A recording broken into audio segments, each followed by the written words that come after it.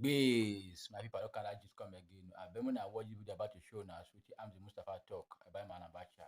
When I comment, share, like, thank you. Do part 2 of this sitting? Should we do part 2 of this sitting? Should we do part 2 of this sitting?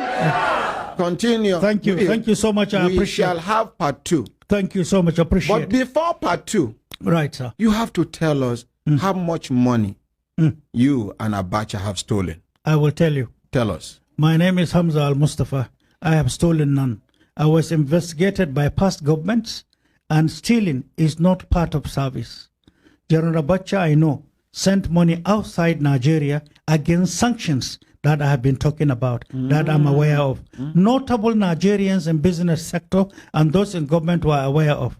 No sooner Abacha died, they began to work it out and bring in the same money and share within themselves. Abacha is dead, he cannot talk. So Mustafa was to be killed in prison. Nobody was to talk, nobody was to know. When the money was shared into their accounts to allow importation from outside, because they are exempted from the restrictions other than those in government, so that people can remain comfortable. When Abacha died, the idea was turned upside down to call Abacha name.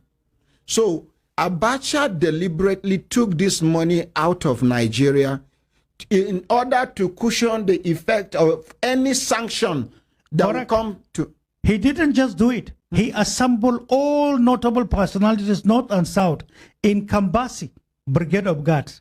Traditional rulers, business class, all sat together. They took that decision. No sooner Abacha died, all the problems was lumped on him because he's nowhere to die. And that's why they said, those who knew, who refused to work with our script, Hamza Al-Mustafa, go and kill him in prison, call him names. The nation will hate him, and then the trial will kill. We were not to go beyond 6 months. We were to be killed in less than 6 months.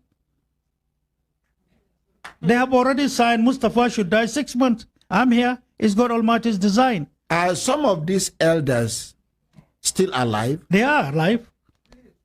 They should be ashamed of themselves. If we are not the forgiven type, this country is not to be. I don't boast. I don't make any noise. But you see, Abacha is dead.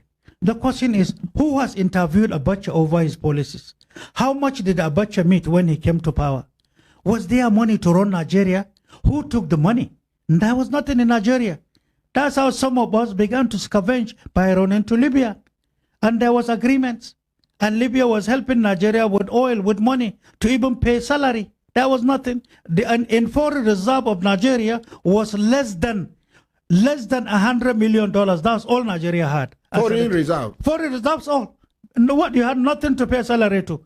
I was the one shuttling to Libya. How did I suggested Libya? Because there was nothing Abacha could do. How did I know Gaddafi? 1984. I was in Chad. Foreign forces withdrawal from Chad. That's how I got to know the relations of Gaddafi's in-law, the senior brother to his wife. We worked together.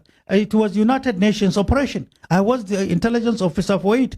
My senior, who was to head it, decided when he saw the killings was too much. He took paper, a mentholator. He became blind, put it in his eyes. He left. I was alone.